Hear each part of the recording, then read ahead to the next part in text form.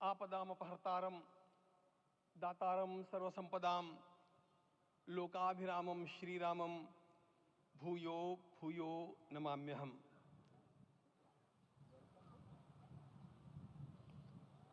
आज अंतःकरण अत्यंत उल्लास से, समाधान से और कृतज्ञता से भरा हुआ है। हमारा संपूर्ण राष्ट्र और पूरा विश्व भी आज भगवान श्री राम की प्रतिष्ठा से आलोकित होने का पर्व आरंभ हो चुका है। यह केवल एक मंदिर में एक मूर्ति की प्रतिष्ठा नहीं है, यह इस देश की अस्मिता, इस देश का स्वाभिमान और इस देश का आत्मविश्वास, इसकी प्रतिष्ठा है। 500 वर्षों की प्रतीक्षा के पश्चात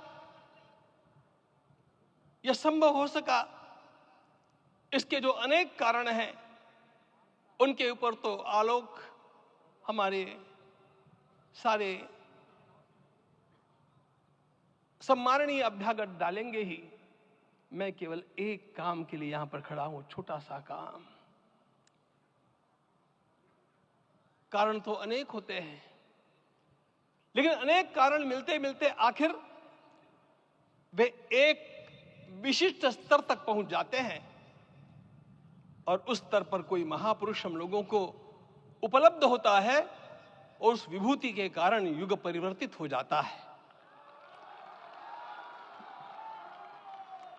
इस प्रकार का परिवर्तन लाने के लिए अपने जीवन को साधना पड़ता है और इस प्रकार जीवन साधने वाले हमारे इस देश की परंपरा के अनेक महान रत्नों में आज हम लोगों को समय की आवश्यकता, युग की आवश्यकता, सनातन के अंतःकरण की आवश्यकता के रूप में हमारे सम्माननीय प्रधानमंत्री जी प्राप्त हुए हैं।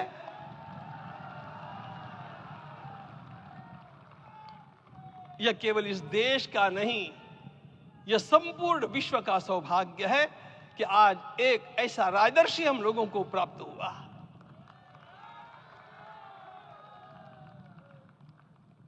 आपके मंगल हाथों से आज प्रतिष्ठा होने की बात थी, वह स्वाभाविक भी था, वो होना ही था मित्रों।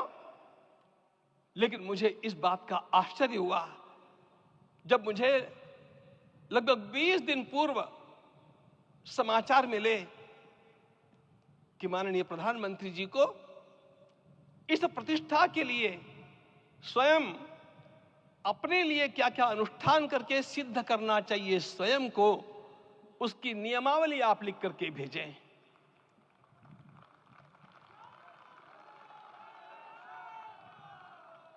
जिस प्रकार का हमारे देश का राजनीतिक माहौल है, कोई भी आकर के किसी भी समय कुछ भी कर्म करके चला जाता है, वो उद्घाटन हो, चाहे पौधारोपण हो, चाहे कुछ भी हो, लेकिन उसके लिए मैं अपने को सिद्ध करूं, इस प्रकार की भावना कहां होती है? यदि किसी ने पूछा तो मैं कहूंगा कि यहां होती है। भगवान श्री राम की प्रतिष्ठा करनी है।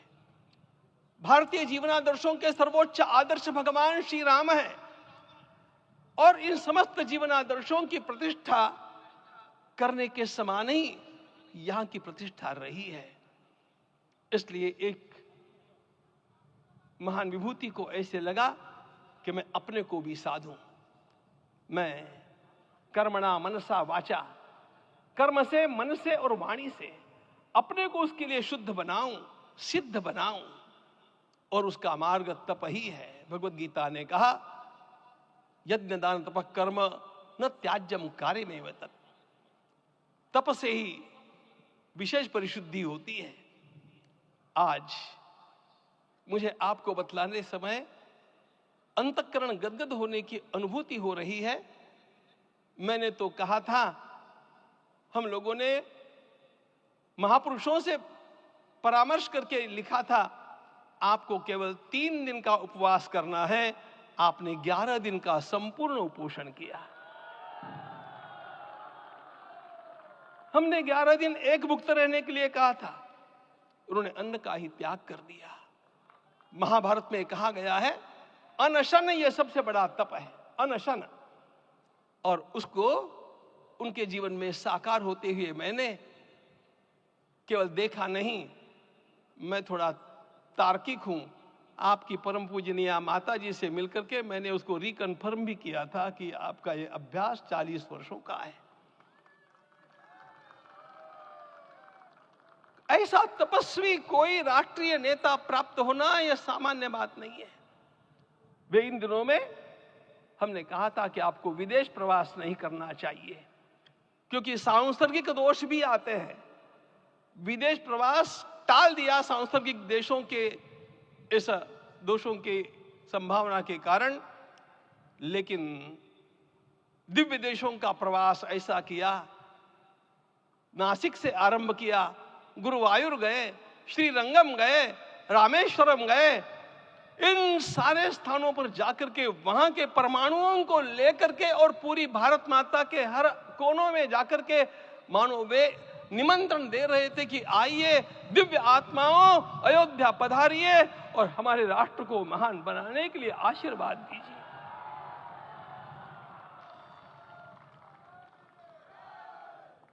हमने केवल कहा था 3 दिनों तक आपको भूमि शयन करना चाहिए।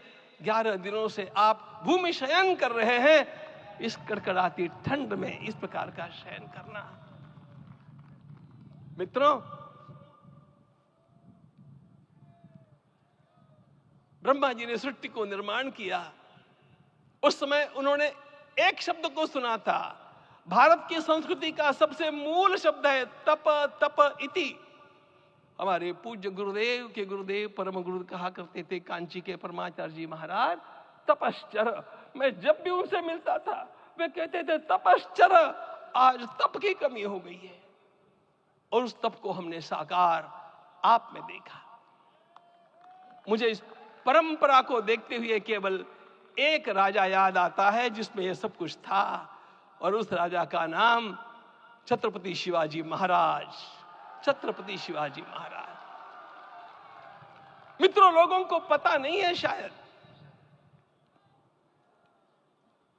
वे स्वयं जब मल्लिकार्जुन के दर्शन के लिए श्रीशैलम के ऊपर गए, 3 दिन का उपवास किया, 3 दिन शिव मंदिर में रहे, और महाराज ने कहा कि मुझे राज्य नहीं करना है, मुझे संन्यास लेना है, मैं शिव जी की आराधना के लिए जन्मा हूं, मुझे संन्यास लेना है, मुझे वापस मत ले जाइए। इतिहास का वो बड़ा विलक्षण प्रसंग है। उस प्रसंग में उनके सारे ज्येष्ठ मंत्रियों ने उनको समझाया और लौटा करके लाया कि यह भी आपका कार्य भगवत सेवा ही है। आज हम लोगों को उसी प्रकार के एक महापुरुष ऐसे प्राप्त हुए हैं जिसको भगवती जगदम्बा ने स्वयं हिमालय से लौटा करके भेज दिया कि जाओ भारत माता की सेवा करो। तुम्हें भारत माता की सेवा करनी है। मैं अपने को कभी श्रद्धा रखने के बारे में भावुक नहीं पाता हूं, लेकिन कुछ स्थान ऐसे होते हैं जहां पर आदर के साथ अपना मस्तक अपने आप झुक जाता है। ऐसा एक स्थान हम लोगों को उच्च पदस्थ इस राजर्षि ने जब दिखाया तो मुझे छत्रपति शिवाजी महाराज के गुरु समर्थ रामदास स्वामी महाराज की याद आ गई। उन्होंने शिवाजी का वर्णन किया, निश्चयाचा महामेरु, निश्चयाचा महामेरु, बहुत जनासी आधारू, अखंड स्थितिता निर्धारू, श्रीमंत योगी, श्रीमंत योगी, श्रीमंत योगी। हम लोगों को आज एक श्रीमंत योगी प्राप्त हुआ। आज मैं यहां पर केवल इसलिए खड़ा हूं कि इतने तपस्या के पश्चात इन सारे महात्माओं की अनुमति लेकर के और उनके आशीर्वाद लेकर के उनका यह तप पूर्ण करने के लिए, उसकी सांगता के लिए उनको चरणामृत दिया जा रहा है। आप सबकी सहमति हो तो आप सब लोग ओंकार का घोष करके मुझे सहमति दें।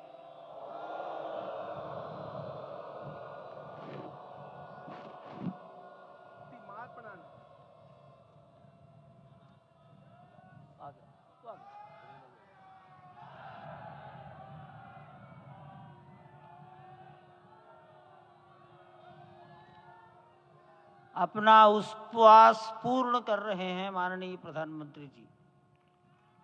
11 दिवसीय उपवास को वो पूर्ण कर रहे हैं।